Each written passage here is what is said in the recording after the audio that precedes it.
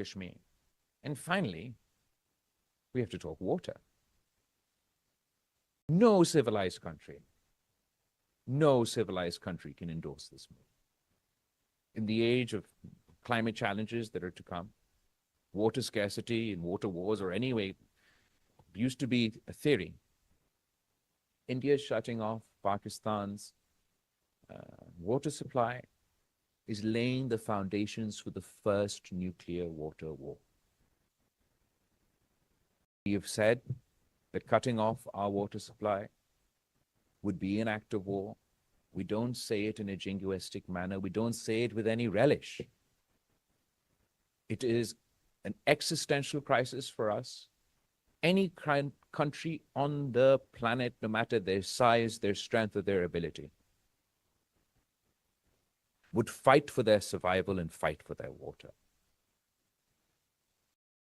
India must abide by the Indus Water Treaty. The United States, other countries across the world must take a firm stance that they will not allow India to not only violate the Indus Water Treaty, but take their threat forward. You cannot allow this precedent to be set in the Pakistan context, because we'll fight the first war, but it won't be the last.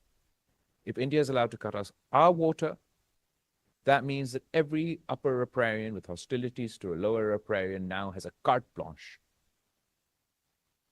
And if our dialogue and diplomacy and pursuit of peace are to be successful, if we are to talk to India, have a positive dialogue with India, make new arrangements, new deals, perhaps even new treaties with India, then surely they first must abide by the old treaties and take back their decision vis-a-vis the Indus Water Treaty. India has belligerently refused. They refused cooperation on terror, you saw it. The Prime Minister of Pakistan said, let's have an investigation. They said no. They refused President Trump's mediation. They're currently refusing dialogue. All that means is there'll be more terrorism, there'll be more war, and there'll be no peace. The Prime Minister of India and his government may want to damn his people to this fate. I refuse to damn my people, and I refuse to damn the people of India to this fate, which is why my delegation and I will be traveling from capital to capital with a simple message. We want peace. We need your help. Later today, we'll continue our activities, engaging with officials here in Washington, D.C. From here, we go to London. From London, we go to, I want to say Paris, but maybe Brussels and Strasbourg also, to Europe.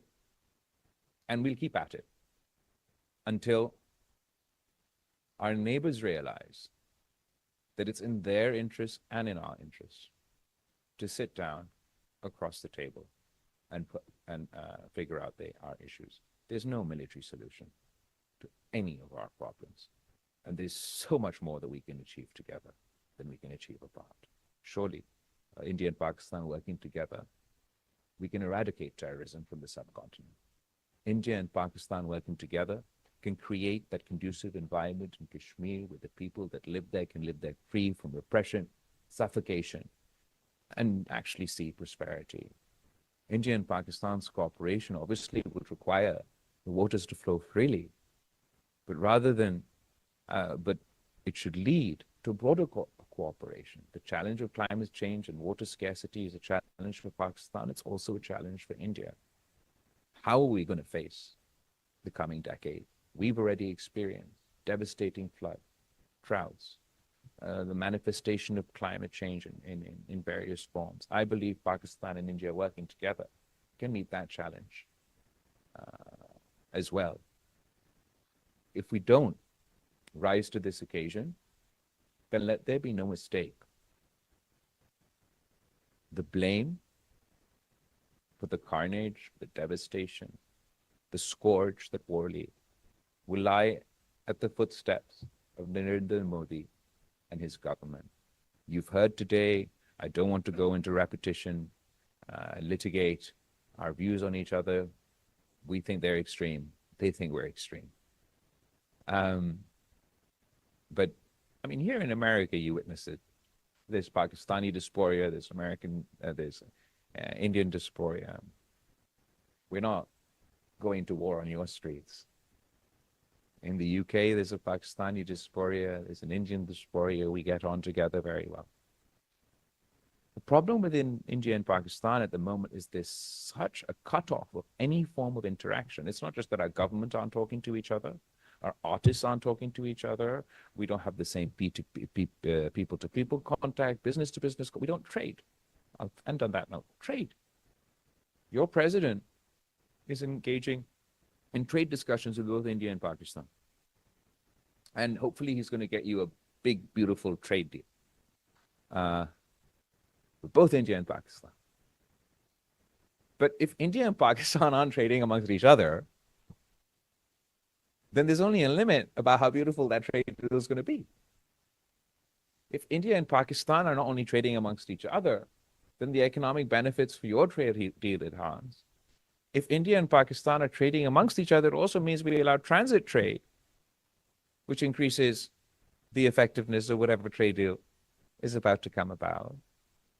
And ultimately, if we are able to achieve peace in South Asia, unlock our economic potential.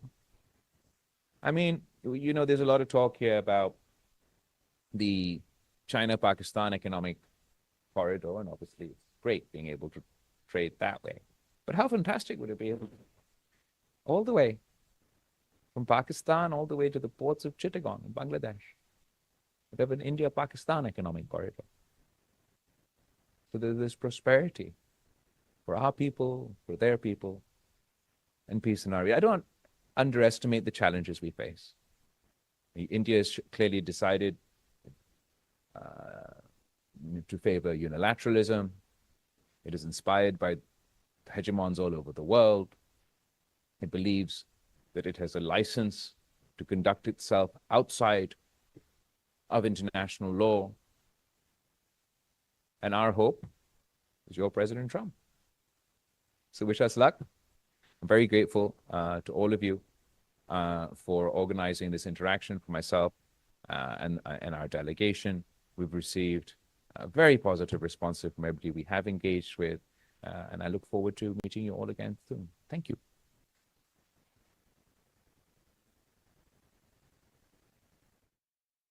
Bilawal Bhutto Zardari तकरीब से खिताब कर रहे थे। उन्होंने कहा कि Bharat BLA जैसी दहशतगर्द तंजीमों को सपोर्ट कर रहा है। कुछ दिन पहले बलूचिस्तान में स्कूल बस पर हमला करके बच्चों को शहीद किया गया। पाकिस्तान भारत के साथ